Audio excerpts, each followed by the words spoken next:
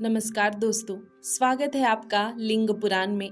आज हम देखेंगे शिव तत्व से साक्षात्कार करने के लिए उनका आविर्भाव तथा उनकी शिष्य परंपरा का कथन।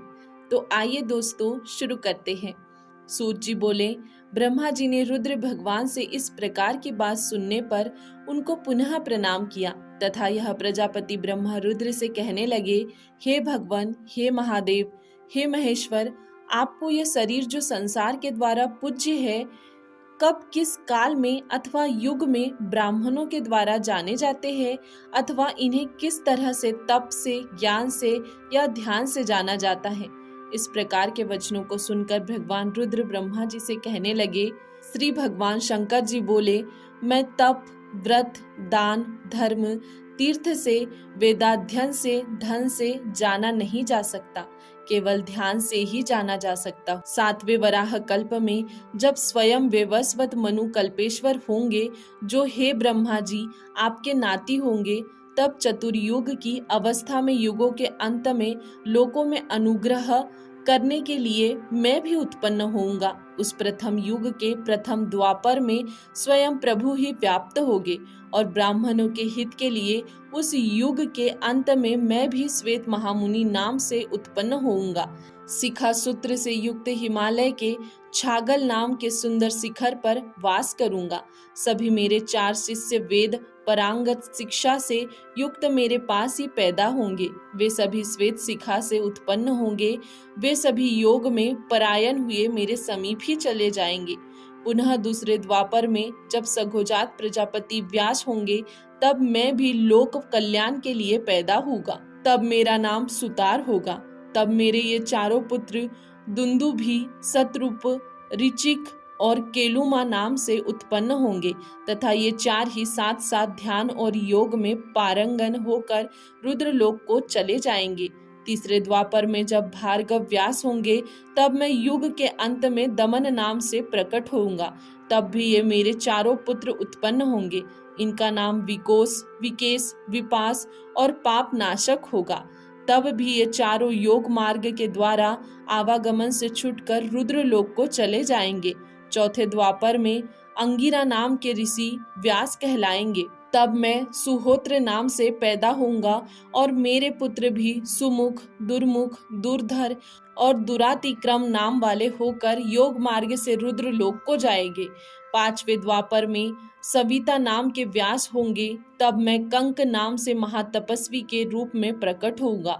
उस समय चारों महाभाग मेरे पुत्र सनक, सनंदन, सनातन और सनत कुमार महादृढ़ व्रती उत्पन्न होंगे तथा मेरे समीप आकर आवागमन से छूटकर दुर्लभ मोक्ष को प्राप्त करेंगे। 6ठे द्वार के काल में मृत्यु व्यास बनेंगे। तब मैं लोगाक्षी नाम से विख्यात होऊंगा और योगात्मा, दृढ़ वृत्ति चारों शिष्य क्रमशः सुधामा, वीरजा, शंख, पाद्रज नाम से उत्पन्न होंगे। तब भी वे ध्यान योग में तत्पर हुई मेरी परम दुर्लभ समीपता को प्राप्त होंगे। 7वें द्वार में सत ऋतु व्यास होंगे। तब मैं भी युग के अंत में कलयुग में विभु नाम से प्रकट होऊंगा। तब मुझे जैगिस्व्य नाम का विभु सब कहेंगे। मेरे चारों पुत्र सारस्वत, मेघ, मेघवाह, सुवाहन नाम से होंगे। ये सभी उसी योग मार्ग के द्वारा रुद्रलोक को चले जाएंगे। 8वें व्यास वशिष्ठ होंगे। तब मैं दधिवाहन नाम वाला होऊंगा। मेरे पुत्र कपिल, आशुर, पंच शिखोमुनि तथा महायोगी वास्कल होकर योग के द्वारा मुझ महेश्वर को प्राप्त करेंगे। 9वें व्यास सारस्वत होंगे तथा मेरा नाम ऋषभ होगा और मेरे उन पुत्रों का नाम पाराशर, गर्ग, भार्गव, अंगिरस होगा, जो वेद पारंगत विद्वान ब्राह्मण होंगे और ये सभी तपस्वी योग के द्वारा दोबारा न लौटने वाली मोक्ष को प्राप्त हो रुद्रलोक को जाएंगे। 10वें द्वार में त्रिपादवे व्यास होंगे। तब मैं भी सुंदर भृगुतंग नाम के श्रेष्ठ पर्वत पर भविता मुनि नाम से प्रकट होकर रहूंगा। मेरे पुत्र भी बल, बंधु, निरामित्र, केतु, भृंग नाम से उत्पन्न होंगे और योग मार्ग का अनुसरण करके रुद्रलोक को प्राप्त करेंगे। 11वें द्वापर में रिव्रत नाम के व्यास होंगे। तब मैं भी उग्र नाम वाला महातेजस्वी गंगा द्वारा हरिद्वार में उत्पन्न होऊंगा। तभी मेरे ये पुत्र लंबोदर, लंबाक्ष, लंबकेश भी उत्पन्न होकर योग द्वारा रुद्र लोक को जाएंगे। 12वें द्वापर में कवियों में श्रेष्ठ सततेज नाम के मुनि व्यास होंगे। तब मैं अत्रि नाम से प्रसिद्ध होऊंगा और ये मेरे पुत्र भस्म, स्नान आदि से लेपित, सर्वज्ञ, संबुद्धि, साध्य और सर्व नाम से महेश्वर के रुद्र लोक को जाएंगे। 13वें द्वापर में धर्म नाम के व्यास होंगे। तब मैं बाली नाम का महामुनि होऊंगा और बाली खिल्य के आश्रम गंधमादन पर्वत पर रहूंगा। तब उन मेरे पुत्रों के नाम सुधामा, काश्यप, वशिष्ठ और विरजा होंगे। तब ये सभी महायोग में तत्पर होकर रुद्रलोक को जाएंगे। पुनः 14वें द्वापर में जाकर तरक्षु नाम के व्यास होंगे। तब मैं श्रेष्ठ अंगिरस वंश में गौतम नाम वाला उत्पन्न होऊंगा और मेरे उन पुत्रों के नाम अत्रि, देवरुद्र, श्रवण, श्रविष्ठक होंगे, जो सभी कलयुग में उत्पन्न होकर योग मार्ग से रुद्र लोक को प्राप्त करेंगे। इसके बाद क्रम से आए हुए द्वापर के 15वें युग में त्रयारुणी नाम के व्यास होंगे। तब मैं वेदशिरा नाम का ब्राह्मण होऊंगा। तब मैं वेदशिरा अस्त्र को महेश्वर से प्राप्त कर महावीर्य तथा वेद शीर्ष होकर हिमालय के पृष्ठ पर जाकर सरस्वती के तट पर रहूंगा। मेरे ये पुत्र कुनी, कुनीबाहु, कुशरीर, कुनेत्रक नाम से होकर योग के द्वारा रुद्र लोक को चले जाएंगे। पुनः 16वें व्यास देव नाम से होंगे। तब मैं भक्ति और योग देने के लिए अवतरित होऊंगा। मेरा नाम उस समय गोकर्ण होगा। मेरे पुत्र भी कश्यप, उष्णा यानी शुक्राचार्य, च्यवन और बृहस्पति नाम वाले होंगे। वे सभी मार्ग से अर्थात योग साधन द्वारा रुद्रत्व को प्राप्त होंगे। इस प्रकार 17वें व्यास काल क्रम से कृंतंजय नाम के होंगे। उस समय मैं भी हिमालय के उत्तम शिखर पर जो महालय है उसकी गुफा में रहूंगा। मेरा नाम भी गुहवासी होगा। मेरे पुत्र भी ब्रह्म ज्ञानी योगी होकर उत्पन्न होंगे। उनका नाम उद्धव, वामदेव, महायोग तथा महाबल होगा। उनके भी 100,000 शिष्य होंगे, जो सभी योगाभ्यास में निरत रहकर अति दुर्लभ महेश्वर पद को प्राप्त करेंगे। हे ब्राह्मण, 18वें द्वापर में काल क्रमागत से ऋतंजय व्यास होंगे। तब मैं शिखंडी नाम से प्रकट होऊंगा। सिद्धा नेत्र हिमालय की शिखंडी नाम की चोटी पर निवास करूंगा।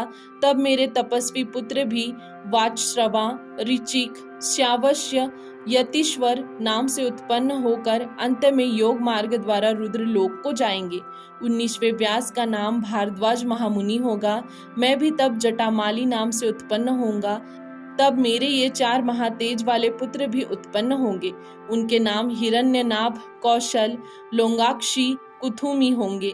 ये सभी योग मार्ग द्वारा महेश्वर को प्राप्त कर रुद्र लोक में निवास करेंगे। तब 20वें द्वापर में गौतम नाम के महामुनि व्यास बनेंगे और मैं भी 28 नाम से उत्पन्न होऊंगा। हिमालय की 28 शिक्षा पर रहूंगा। तभी मेरे ये पुत्र भी महान योगी और व्रती होकर उत्पन्न होंगे। उनके नाम सुमंतु, वरवरी, कवंध और कुशिकंधर होंगे। ये भी योग मार्ग से रुद्र लोक को जाएंगे। इसके बाद 21वें द्वापर के वाचश्रवा नाम के व्यास होंगे। तब मैं दारू को नाम से उत्पन्न होऊंगा। मेरे महोजस्वी पुत्र लक्षोदा, भाईनी, केतुमान तथा गौतम नाम के होंगे। ये सभी योग में निरत होकर नैष्ठिक व्रत को धारण करके रुद्र लोक को जाएंगे। 22वें व्यास का नाम सुषमायन होगा। तब मेरा नाम लांगली भीम नाम से उत्पन्न होऊंगा। तब इंद्र सहित सभी देवता मुझे हलायुध सहित देखेंगे।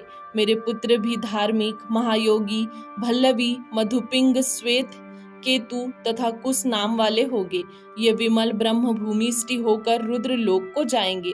23वें द्वापर के त्रनबिंदु नाम के मुनि व्यास कार्य करेंगे। तब मैं भी श्वेत नाम के महामुनि का पुत्र होकर उत्तम पर्वत पर काल को जीर्ण कर लूंगा। तब तो उस पर्वत का नाम कालंजर होगा। महातपस्वी मेरे वे पुत्र भी उसिक यानी बृहदश्व, देवल, कविरेवच नाम के होंगे तथा वे सभी महेश्वर योग के साधन से आगे के युग में ऋक्ष नाम के मुनि व्यास बनेंगे। मैं सूली नाम से विख्यात होऊंगा। मेरे सभी शिष्य भी सालिहोत्र, अग्निवेश, युनाश्व, शरदुषु होंगे जो योग करके रुद्र लोक को जाएंगे। 25वें व्यास का नाम शक्ति होगा, तब मैं भी दंडी मुंडीश्वर नाम से प्रकट होऊंगा। झागल, कुंडक, कुंभांड, प्रवाहज नाम से मेरे पुत्र भी उत्पन्न होकर अंत में योग मार्ग से शिवत्व को प्राप्त करेंगे। 26वें व्यास का काम पराशर महामुनि करेंगे, तब मैं भी सहस्नु नाम से उत्पन्न होऊंगा। भद्रवट नाम के पूर्व में निवास करूंगा।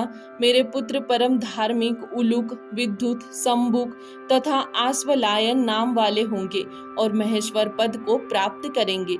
27वें द्वापर में जातुकर्ण्य नाम के व्यास होंगे। उस काल में मैं भी कलयुग के अंत में सोमशर्मा नाम का ब्राह्मण होऊंगा। प्रभास क्षेत्र में रहकर मैं योग में उत्पन्न होऊंगा।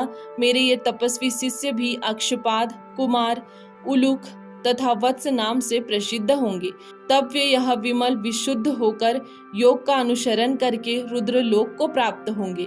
कालक्रम के 28वें द्वापर में पराशर मुनि के पुत्र विष्णु स्वरूप श्रीमान द्वैपायन नाम के व्यास होंगे। उसी काल में वासुदेव श्री कृष्ण भी 6वें अंश से उत्पन्न होंगे। तब मैं भी मेरु पर्वत की पवित्र गुफा में आपके तथा विष्णु के साथ निवास करूंगा। योग में तत्पर तब मेरा नाम लकुली होगा, वह सिद्ध क्षेत्र होगा। तब मेरे पुत्र भी कुशिक, गर्ग, मित्र, कौरुष्य नाम से उत्पन्न होंगे और योग मार्ग के द्वारा दुर्लभ रुद्र लोक को जाएंगे। ये सभी पाशुपत धर्म के मानने वाले तथा भस्मीभूत होंगे। शंकर के लिंग की अर्चना में निरत रहेंगे। मैं भी न तो सांख्य से, न पंचरात्र से और न ध्यान से प्रसन्न होता हूँ, जितना मैं पाशुपत धर्म से प्रसन्न होता हूँ, और मनुष्य भी पाशुपत योग द्वारा परम गति को प्राप्त होते हैं। हे ब्रह्मा जी, यह मैंने अपने अवतारों के लक्षण तुम्हें बताए तथा 28 मनवंतरों के क्रम से व्यासों के नाम भी कहे हैं। कृष्ण द्वैपायन मुनि 28वें द्वापर में व्यास होकर वेदों का विभाग करके धर्म के लक्षणों को कहेंगे। सूत जी बोले, भगवान के द्वारा रुद्र अवतारों को सुन कर प्रसन्न हुए ब्रह्मा जी पुनः शंकर जी से पूछने लगे। ब्रह्मा जी बोले, हे भगवान, सभी देवता एवं गण सब कुछ विष्णु रूप है। वेद भी ऐसा ही गान करते हैं, परंतु वे भी आपके लिंग की अर्चना में तत्पर रहते हैं तथा आपको निरंतर प्रणाम करते हैं। इसका भेद क्या है?